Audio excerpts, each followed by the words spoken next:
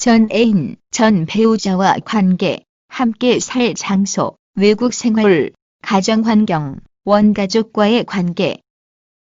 전 애인, 전 배우자와 관계, 과거의 애인이나 과거의 배우자를 현재의 배우자는 어떻게 보고 있을까? 이거 적시 이성 친구나 마찬가지로 대단히 미묘한 문제이다. 실질적인 관계는 과거에 완전히 청산되었다고 할지라도 사람이란 감정의 동물이어서 과거의 모든 감정까지 지워버리기는 어려울 때가 많다. 그리고 그 감정은 언제라도 현실 속에서 되살아날 가능성도 있는 게 사실이다. 그러니 현재의 배우자가 단지 과거일 뿐이라면서 옛 애인이나 배우자와 만난다고 한다면 그것을 용인해주기는 쉽지 않다. 이런 점에 대해서는 무엇보다 현재 배우자들의 솔직한 대화가 필요하다. 서로 어색하다거나 속 좁은 사람으로 보이기 싫어 대충 놔두었다가는 언제 큰 싸움의 원인이 될지 모른다. 그리고 이런 건 현재 배우자에 대한 예의의 문제이기도 하다. 한 사람이 정말 과거의 사람에게 어떤 감정도 남아있지 않다고 해도 현재의 배우자가 불편해하고 안 좋아하는 관계를 굳이 계속할 이유가 있겠는가? 연관되는 자녀가 있거나 같은 직장에 다닌다거나 해서 관계를 끊을 수 없거나 어쩔 수 없이 마주쳐야 되는 게 아니라면 과거의 애인이나 배우자와 지금 다시 만남이 계속된다면 문제가 될 가능성이 있다.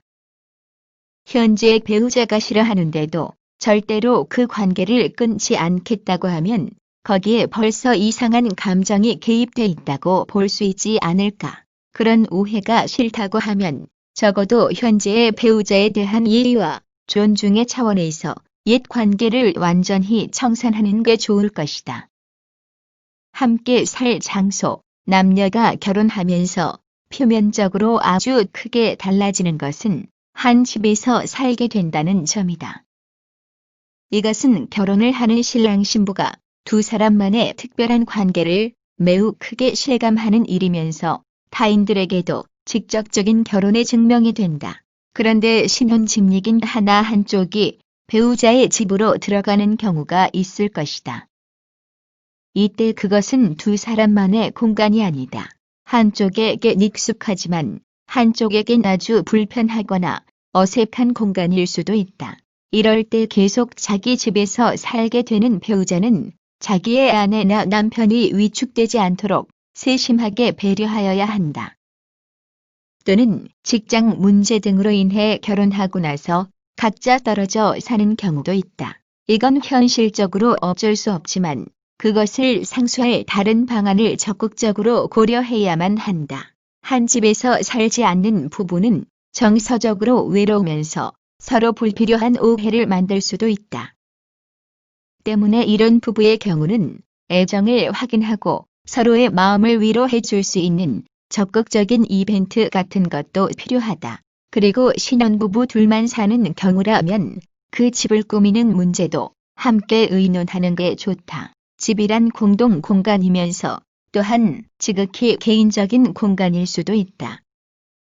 벽지 색깔이나 가구 배치가 마음에 안 들면 집에 들어와서도 안정감을 못 느낄 수 있다. 그래서 별것도 아닌 일을 가지고 신경이 곤두서게 되는 일도 생길 수 있다. 둘 모두에게 매우 편안하고 아늑한 공간이 되려면 집리 위치나 실내 인테리어 등을 함께 대화하면서 정하여야만 한다. 외국 생활, 지구촌이라는 단어가 일상적으로 흔히 쓰이는 요즘엔 우리나라 같은 단일 민족 국가에서도 국제 결혼이 흔한 일이 되었다. 한국인끼리 결혼했지만 외국에 나가서 살게 되는 경우도 있다. 사랑하는 사람을 위해서는 어디든 갈 수 있다는 마음이 있겠지만 외국에 나가서 산다는 건 그리 간단한 일이 아니다. 업무 출장이나 관광으로 잠시 다녀오는 것과 생활 전부를 옮겨가는 일은 많이 다르다. 우선 해당 국가의 언어를 자유롭게 쓸 줄 알아야 될 것이며 음식을 비롯해 그 나라 모든 문화와 관습에 익숙해져야만 한다. 그런데 성인이 되도록 살아온 나라를 벗어나 새로운 문화에 적응한다는 건 오랜 시간을 필요로 한다. 적응되기 이전에 향수병에 걸릴 수도 있다. 게다가 배우자 말고는 모든 인간 관계를 새롭게 시작해야 된다는 점은 만만치 않은 스트레스를 가져다 줄 수 있다. 배우자 때문에 외국으로 나가야 한다거나 자신의 문제로 배우자를 동반해 또는 따로 외국 살림을 할 예정이 있다면 이는 배우자와 사전에 충분히 논의되어야 한다. 도시에서 살다 시골로 낙향 또는 귀향해서 사는 부부들을 종종 보게 된다. 한 나라 안에서 거주지를 바꾸었을 뿐인데도 부부의 의견이 일치하지 못해 갈등을 겪고는 한다. 한 사람은 시골살이를 원하는데 배우자는 도무지 시골살이에 적응하지 못할 경우 우울증에 걸리거나 심하면 이혼으로 연결되기도 한다. 그러므로 결혼 후 변하게 될 수 있는 상황을 점검할 때에는 거주지 문제도 필히 논의해 보아야 한다.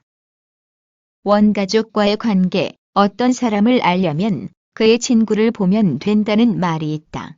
이런 건 가족의 경우에도 비슷하다.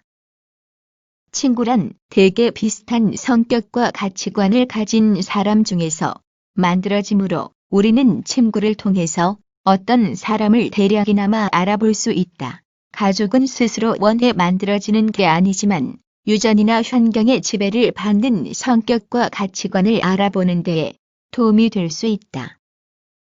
아버지와 아들이 형제가 너무도 다른 성격을 가지고 있는 경우도 적지 않다. 그러나 가족은 친구와는 또 다른 많은 것들을 공유한다. 어떤 집안은 가족들이 수시로 모이는가 하면 어떤 집안은 명절날 아니면 거의 모이지 않는다.